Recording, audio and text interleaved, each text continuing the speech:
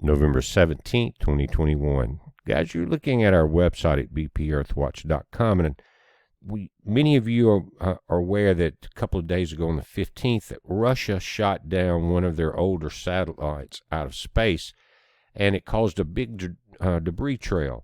Now, look at the bottom on the right on our website. It's got 5 links: the software, the ISS tracker. Click on that. That's the International Space Station. It will take you to where it's at now as far as this map. Notice ISS will cross your sky in 2 hours and 12 minutes. It goes by your geolocation. But what we want to talk about here is that this thing is going in an opposite direction and at a lower altitude than the Cosmos 14 that Russia shot down. And here it is now as I'm doing the video coming off the southern tip of Australia. You can pull this thing up, get very close, and you can see how fast it's actually traveling. It's in the Bass Strait between Tasmania and Melbourne right now. The altitude, if you look to the right, is 268 miles high. The speed is 4.75 miles per second. Guys, you realize that's about 26,000 feet per second when you're talking about projectiles that occurred when this particular satellite was shut down. They're saying there's thousands the size of a golf ball or larger, but there's hundreds of thousands that are smaller than that. And the velocity of a bullet has a lot to do with the impact and the destruction that it occurs. Even a very small bullet, if the velocity is high enough, then there's a tremendous amount of damage done. That has a tremendous. That's why they measured this in your barrel velocity or muzzle velocity. And I think the 222, and we'll look at that, is still one of the fastest at over 2,000 feet per second. But we're talking about 26,000 feet per second impact of possible impact of over 100,000 objects of this satellite, Cosmos 1408, or Cosmos 14 is what they call it. And it is traveling in the opposite direction as it orbits as our space station. So they have like a colliding impact. Notice its altitude at 321 miles. It's higher than the space station, except this track is no longer accurate. This is if the takedown had never occurred. But satellite images, which I'm going to show you, show this thing blowing out in a shotgun formation. And notice it's about 50 or so miles higher than the space station. But because of that shotgun spread, it is going to cause a tremendous amount of problems in that particular orbit level. If not, guys, if it hadn't spread out, why did both the Chinese astronauts, the U.S. and the Russians have to duck out in their, I guess, basically escape modules? But this thing is traveling just a little bit faster than the space station also, or this debris field now. It's takes about 94 or 5 minutes for it to orbit the Earth, and the space station is right there in with it at around 93, 94. So it's moving fast and it's spreading out. Notice just tomorrow, these are 2 tracks, November 18th, of the Russian Cosmos satellite. Both 2 are over North America. Check that out, coming over right there. Now, and this thing is orbiting the Earth every hour and a half, just like the space station. This was from the United States Space Command that Trump put together. It says Russian direct ascent anti-satellite missile test creates significant, long-lasting space debris. And it was almost as if that explosion is going to take out an entire orbit area above the planet. Space debris forces astronauts on space station to take shelter and return ships 2 days ago. And that's what they did. The Chinese did it too. 7 astronauts on the ISS were forced to take shelter in their transport spacecraft early morning on the 15th when the station passed uncomfortably close to the debris field.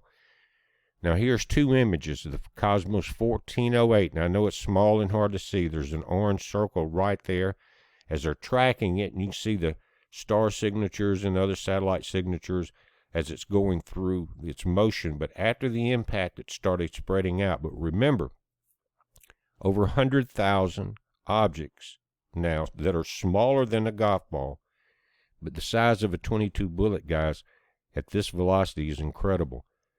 They're saying Russia took the unexpected step to conduct an intercept, a move that continues to place the space station's 7 inhabitants, including 2 Russian cosmonauts, in danger and will have repercussions lasting years. But the test had another unique aspect as well. They took out a fairly large satellite, McDowell says, referring to the approximately 3,860-pound Cosmos 1408. That's on the big end of targets that have been used. There's really no reason they should have used such a big target. They could have used a smaller target and generated less debris.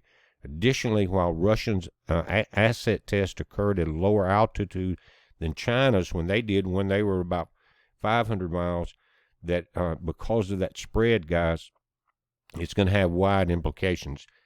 The implication is that the orbital debris will stay in orbit for an intermediate amount of time. He said, adding that the debris from the test will likely stay in orbit for years. He estimated that the majority of the material will come down within about 5 years, while China's test still has a lot of debris after 14 years. And there's still material in orbit from old Soviet tests over 50 years ago. The debris, experts expect, will continue to pose problems for satellites for years to come. Now, this just came in. It says Russia's carried out a missile test, destroying one of its own satellites. The action has caused the international outrage because the debris could threaten the International Space Station and satellites in low Earth orbit, Elon. Russia's test of an anti-satellite ASAT is not the first of its kind. Back in 2007, China tested its own missile system against one of its own weather satellites in orbit. Now, the satellites, guys, which the debris is also traveling at this speed, is 7.5 kilometers per second. That is 16,777 miles per hour.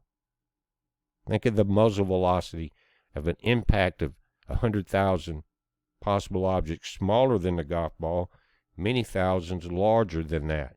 But that's 24,606 feet per second. Velocity is the key to destruction.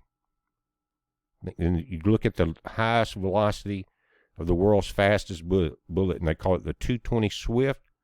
It's a commercial cartridge. It has a published velocity of 4,660 feet per second compared to the 24,000. So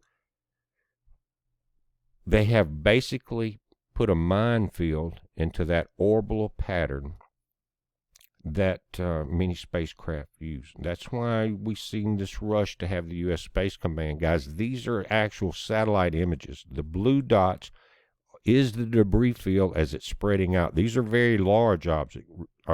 Remember, there's over 100,000 below golf ball size.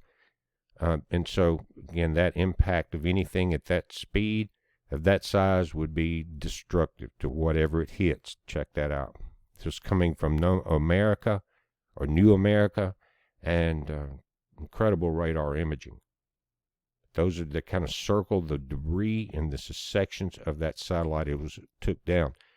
Another amazing thing about this, if you think about it, I don't really know if it correlates or not. And I'd like to have some people that are more familiar than I am with the Hopi legends. I've read that.